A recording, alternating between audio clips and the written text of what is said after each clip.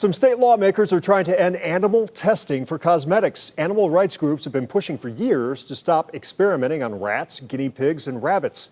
The Humane Society says testing is done on 50 million animals in the U.S. every year. Columbus Bureau reporter Morgan Trout spoke with the lawmaker proposing this about why it's important that she takes a stand. Do you know how your makeup gets made? Perfume? Toothpaste? Is just inhumane, sick, and unnecessary. Plenty of it is tested on animals like rodents and sometimes dogs and cats, something State Rep Sarah Carruthers wants to change. A lethal dose test involves forcing rats to swallow large amounts of chemicals until the subject dies, so that you can determine the dose that causes death.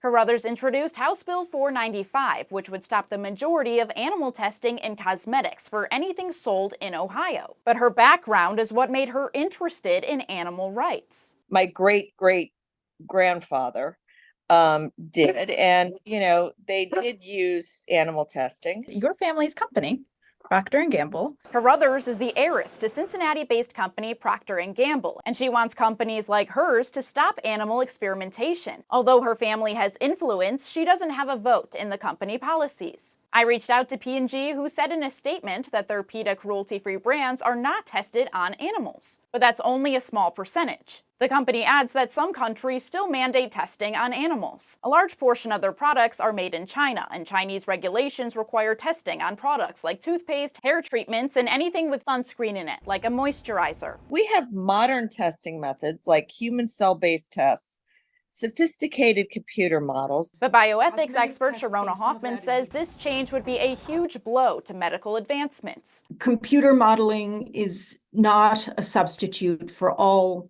animal studies. And also you have to worry about the expense. She adds that the bill language is broad and that the ban could impact research to help burn patients or with reconstruction after cancer or trauma. The National Association for Biomedical Research is also concerned, stating that HB 495 could have a negative impact on new compounds and molecules that are being developed for dual cosmetic and medical application. Animal studies do not proceed without any oversight. This isn't just some scientist collecting rats in the garage and then experimenting on them. Carruthers argues that there are exceptions, such as when there's no non-animal method available. This is a no-brainer. The bill will likely be heard in the coming months. At the Ohio State House, I'm Morgan Trout reporting. Procter and Gamble says it's invested more than $480 million over decades to develop non-animal testing methods and says it no longer animal tests consumer products unless required by law.